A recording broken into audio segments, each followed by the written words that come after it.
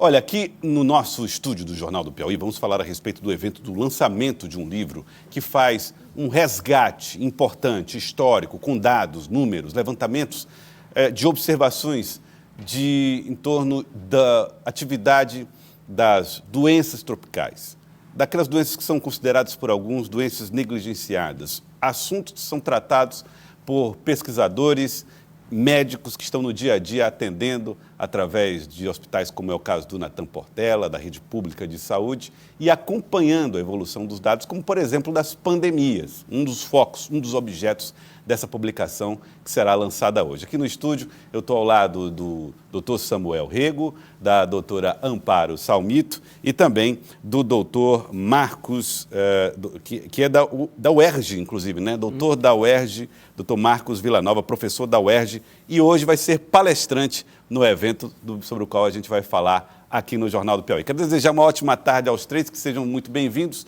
Doutor Samuel, vice-presidente do CIMEP, queria começar a conversa com o senhor a respeito desse trabalho de publicação. Existe um trabalho continuado de educação promovido pelo CIMEP que faz com que essas publicações sejam estimuladas, esses debates, inclusive, sejam feitos? Bom, Gelson, obrigado pela oportunidade de estar hoje aqui falando sobre esse tema, né, que é o PEC, Programa de Educação Continuada do Sindicato dos Médicos. É um programa que a gente já vem desenvolvendo há mais de 10 anos e que ele tem um objetivo de aproximar o Sindicato dos Médicos da comunidade. Então, nós temos uma atividade diversa de palestras, de atendimentos, né, à comunidade, em praças, e agora nós estamos desenvolvendo, avançando nesse programa, desenvolvendo também um trabalho editorial. Já editoriamos o livro que conta a história do Sindicato dos Médicos, estamos agora editoriando esse livro, né, que é da professora Amparo Salmito, que conta a história das pandemias e epidemias aqui no Piauí. Nós que vivemos rodeados de micro-organismos, muitas vezes nem lembramos que eles existem, mas eles são muito importantes, quer na nossa saúde, porque muitos também eles trabalham dentro do nosso organismo, favorecendo a digestão, por exemplo, mas também em determinados momentos eles podem se transformar em doenças graves. E a professora Amparo Salmito, que foi minha professora, eu tenho orgulho e honra de falar isso, né? Ela conta essa história das epidemias e agora também mais ainda das pandemias, porque com a globalização, cada vez mais nós vamos ter que enfrentar algo semelhante ao que enfrentamos no Covid. Então, precisamos melhorar a nossa educação em relação a essas questões das infecções, né, das pandemias. Esse tempo de Covid se desenvolveu muito essa questão da limpeza das mãos, né, em relação ao uso de máscara em determinadas situações como resfriados. Então, assim, nós precisamos desenvolver cada vez mais essa educação, essa cultura, para que estejamos prontos para situações de emergência, como aconteceu no Covid, nós sabemos como lidar com essas situações sem entrar em desespero, né? Então, a vigilância epidemiológica, ela foi essencial para direcionar, né, a comunidade, a sociedade, nesse tempo de Covid, e nós precisamos agora realmente estar atento, né, o que virá pela frente, e a população precisa ter esse conhecimento. Bom, doutora Amparo Salmito, a senhora que organizou os dados, que escreveu essa publicação, como é que a senhora sentiu essa acolhida, né, da editora do CIMEP para a publicação do material organizado pela senhora? Eu tinha os dados, né, muitos anos a gente já vinha guardando isso e eu devo me aposentar agora no fim do ano, aí aproveitei para deixar essa informação, né? A informação é importante para a gente saber qual é a postura diante de uma epidemia, para corrigir falhas, defeitos, porque isso é uma coisa que envolve, às vezes, uma rua, uma cidade, um município, uma zona rural, né? Então, é extremamente variável, né? Só para você ter uma ideia, no momento a gente tinha uma doença, né, que é a febre auropus, que era uma doença mais do Amazonas, daquela área. E aí, o que foi que nós observamos? Que de mais ou menos alguns 2, 3 anos para cá, a doença começou a se manifestar, não só aqui no Piauí, não só aqui em municípios do estado do Piauí, em Teresina, mas também em outros estados brasileiros. E tem outra coisa muito interessante que vocês lembram, que foi o monkeypox, aquela última pandemia que ocorreu a partir de 2022. A OMS deu alerta e tudo. E aí a pandemia atingiu, vamos dizer, não com toda essa intensidade aqui no estado do Piauí, no Brasil como um todo, mas estamos mais ou menos aí com um mês que o Ministério da Saúde já avisou que tinha estados brasileiros que tinham dobrado a ocorrência dessa doença e a gente precisava tomar, e como nós tomamos, porque é uma doença que vai precisar de biópsia, cultura, né? Uhum. Então, uma doença que não é só que implica no atendimento médico-paciente, mas implica em laboratório, né? E aí, então, a gente tem que preparar isso para que não chegue aqui. E pela maneira como a senhora descreve, doutora, a gente percebe que as doenças elas não estão mais confinadas num determinado ambiente pelas suas características geográficas, climáticas, não. A própria inter-relação, que é muito mais frequente, ela faz com que essas pandemias sejam cada vez mais prováveis? Sem dúvida, né? As condições de vida das pessoas é um fator. Essa facilidade da gente se deslocar de um lugar para outro, mesmo via aérea, via terrestre ou outra, né?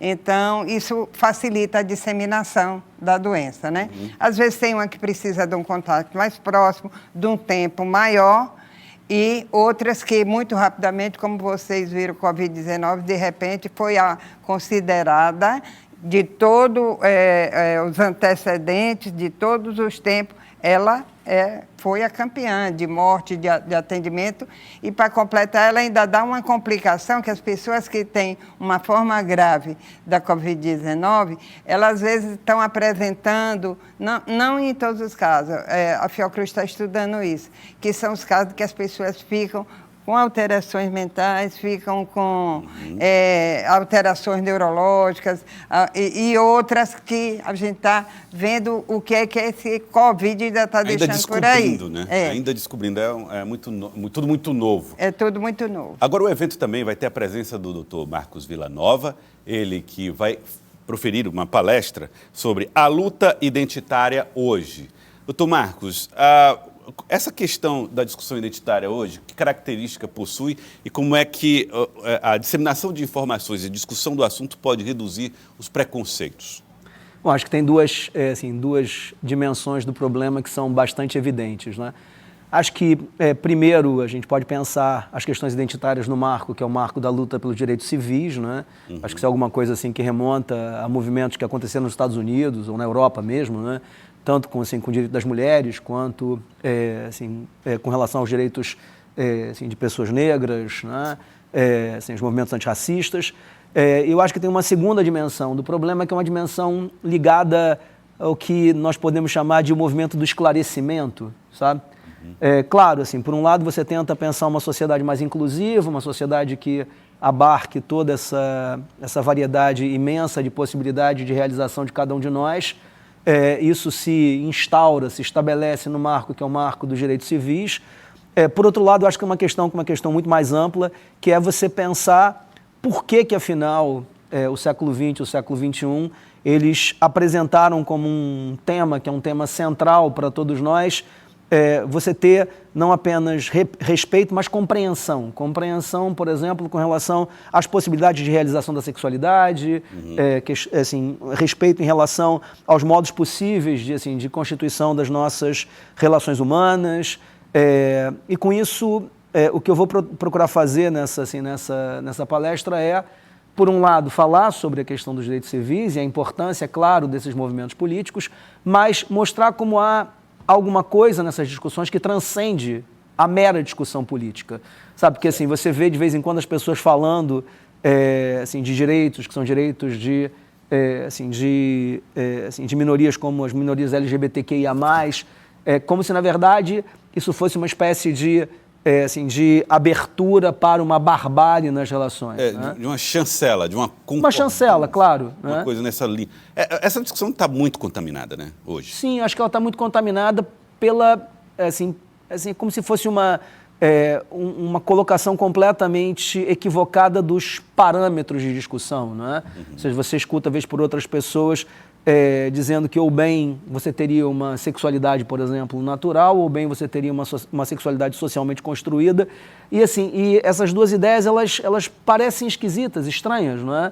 Ou seja, o que seria uma sexualidade socialmente construída, né? Isso parece legitimar as pessoas a pensarem que se você tiver numa sociedade padrões, que são padrões sexuais tomados como se eles fossem,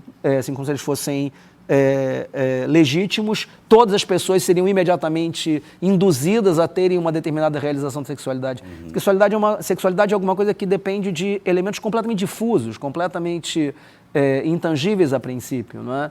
Assim, a constituição de gostos, assim, de padrões de relação.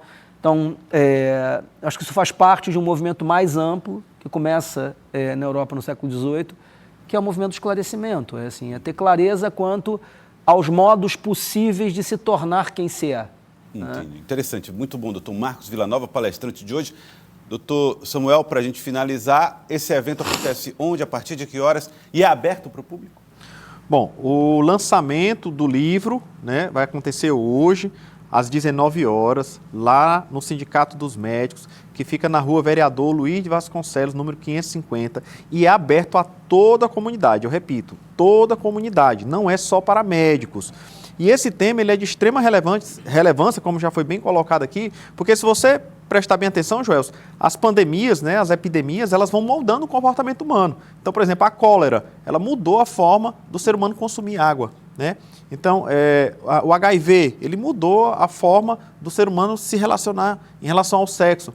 E agora o Covid mudou a forma em relação à questão de higiene de mãos, como eu falei, uso de máscara. Então, cada epidemia dessa, ela vai moldando o próprio comportamento humano e nós precisamos ter uma compreensão, né, dessa história, como a doutora Amparo colocou, para nós termos uma educação nessa área, né? Os micro-organismos, eles estão aí e sempre vão estar. Nós nunca vamos ter uma sociedade que seja pasteurizada, né? Então a gente precisa aprender a conviver com esses micro-organismos e entender que o nosso modo de relação social, o nosso modo de relação com a natureza, isso vai afetando ao longo do tempo o comportamento desses micro-organismos e eventualmente essas epidemias, essas pandemias, elas vão sim acontecer e nós precisamos ter um certo preparo, né, para enfrentar isso. A história é o que muitas vezes nos traz uma orientação para como seguir em frente, né, nos trazendo essa clareza, esse entendimento, essa educação. Portanto, nós estamos aqui lançando esse livro, editoriando esse livro, entendendo a importância dele para toda a comunidade, não só científica, mas para toda a sociedade. Então, nós queremos convidar você hoje, 19 horas, estar lá no Sindicato dos Médicos para o lançamento desse livro, tá? Aguardamos você. Um forte abraço. Muito obrigado, doutor Samuel. Muito obrigado, doutor Marcos Villanova. Doutor Amparo Salmito, obrigado pela participação aqui no Jornal do Piauí.